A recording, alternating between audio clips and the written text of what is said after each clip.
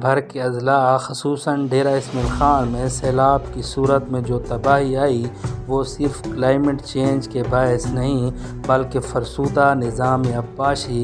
دریا اور ندی نالوں کے قدرتی راستوں میں تعمیرات، انتظامی نااہلی اور دیگر عوامل کے باعث آئی۔ یہ بات عالمی سطح پر جاری کردہ رپورٹ میں کہی گئی۔ یہ رپورٹ پاکستان، بھارت، نیوزی لینڈ، امریکہ، برطانیہ اور دیگر ممالک سے تعلق رکھنے والے سائنسدانوں نے تیار کیا ہے۔ بات کی جائے ڈیرہ اسماعیل خان کی تحصیل پروہ میں سیلاب کی تباہ کاری کی تو اس میں بھی ڈرینوں کی خستہ حالی، بد انتظامی اور کوہ سلیمان سے نکلنے والے ندی نالوں پر تعمیرات کے عوامل کار فرما ہیں۔ کوہ سلیمان پر شدید بارشوں کے باعث ندی نالوں میں طغیانی آ جاتی ہے۔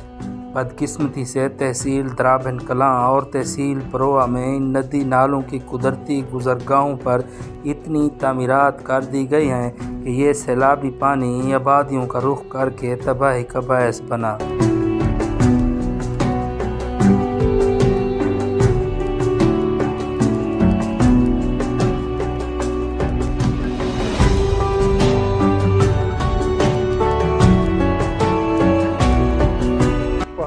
پہاڑوں سے بارش ہوتی ہے کوہ سلیمان میں، اور پھر پانی یہ ہل ٹورنٹس کی شکل میں، لوکل زبان میں نئے کہتے ہیں یا رودگوئی کہتے ہیں، یہ پانی جب آتا ہے اور دریائے سندھ میں جا گرتا ہے۔ اب بدقسمتی سے وہ جو نئے ڈرینز ہیں نیچرل پانی کی، ان کو مینٹین نہیں کیا جاتا، ان کی ڈیسلٹنگ نہیں کی جاتی، ان کے بند مضبوط نہیں کیے جاتے۔ پھر اس علاقے میں جتنے گاؤں ہیں، ہر گاؤں کا اپنا اپنا ایک حفاظتی بند پرانے زمانے میں تھے اور اب بھی ہیں، لیکن وہ اب نہیں بنائے جاتے، ان کی مرمتیں نہیں کی جاتی، سوائے اس کے کہ جو مقامی لوگ سیلف بیسس پہ کرتے ہیں تو وہ کرتے ہیں۔ چشمہ رائٹ بینک کینال یعنی نہری نظام کے آنے سے تحصیل پروہ کو سیلابی ریلوں سے محفوظ بنانے کے لیے چشمہ رائٹ بینک کینال سے لے کر دریائے سندھ تک مختلف مقامات پر ڈرینیں بنائی گئیں۔ تاہم ان ڈرینوں کی مرمت، صفائی اور حفاظت نہ ہونے کی وجہ سے ڈرینوں کے پشتے اتنے کمزور ہو چکے ہیں کہ سیلابی ریلوں کے آتے ہی ڈرینوں کے پشتے ٹوٹ جاتے ہیں اور سیلابی پانی شہری آبادیوں میں داخل ہو کر تباہی کا باعث بن جاتا ہے۔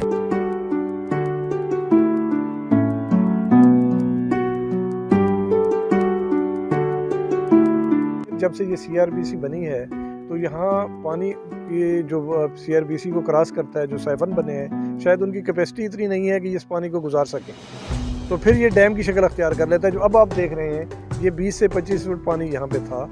اور یہ ابھی تک بھی پانی ہے، اور اسی طرح جب ان سائفن میں سے پانی آگے گزر کے نہر جاتا ہے تو پھر انڈس ہائی وے سے پانی ٹکراتا ہے، پھر وہاں پہ جھیلز بن جاتی ہیں، ڈیم بن جاتے ہیں، اور وہ جتنے گاؤں ہوتے ہیں ان کو نقصان کرتا ہے، گاؤں گر جاتے ہیں، مال مویشی بہہ جاتے ہیں اور بہت ساری اموات ہوتی ہیں، اور پھر آخرکار دریا میں، اور مہینوں یہ سلسلہ کھڑا ہے پانی کا۔ دیکھیں فوری طور پہ تو یہ ہے کہ اس پانی کو نکالا جائے،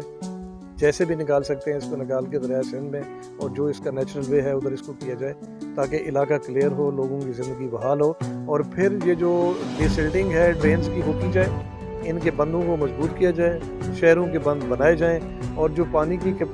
کو ڈرین نہر سے نکالنے کی جو کیپیسٹی ہے اگر وہ پوری نہیں ہے تو اس کو پورا کیا جائے، بریجز سائفن اور بنائے جائیں، انڈس ہائی وے کے نیچے بریجز بنائے جائیں، کلورٹس بنائے جائیں، اور پانی اپنا نیچرل راستہ اختیار کرے۔ ادروائز دوسرا حل یہ بھی ہے کہ پھر ان علاقوں کو ڈیم بنا دیں، جھیلیں بنا دیں، لوگوں کو جہاں سے شفٹ کر دیں، ان کو کمپنسیشن دیں، الٹرنیٹیو جگہوں پہ شفٹ کریں، اور بس یہ آپ کے ریزروائر ہوں گے نیچرل۔ جیسے کہ جو آبادی بڑھتی ہے تو شہر بھی نئے بسائے جاتے ہیں اور بند بھی بڑھائے جاتے ہیں۔ اس حساب سے آپ یہاں مقامی کسی لوگ سے پوچھیں گے تو لوگ آپ کو بتائیں گے ان بندوں کو لوکل زبان میں شہر پناہ کہتے ہیں، تو وہ بنائیں۔ جو آبادی بڑھتی جاتی ہے اس حساب سے آپ نے بند بڑھانے ہیں اور لوگوں کو پروٹیکٹ کرنا ہے۔ الٹرنیٹیو دوسرا یہ ہے کہ لوگوں کو ہجرت کرائیں یہاں سے، پھر یہاں ہو ہی نہیں۔ ماحولیاتی تبدیلی ہو، بد انتظامی ہو یا ڈرینوں کی خستہ حالی، اگر ان عوامل پر بروقت قابو نہ پایا گیا تو سیلابی ریلیں پھر آئیں گے، بستیوں کی بستیاں پھر ملیا میٹ ہوں گی، لوگ پھر بے گھر ہوں گے، اور اس کا ذمہ دار کون ہوگا کوئی نہیں جانتا۔ کیمرہ ٹیم کے ساتھ خالد ارشد، تحصیل پروہ، ڈیرہ اسماعیل خان۔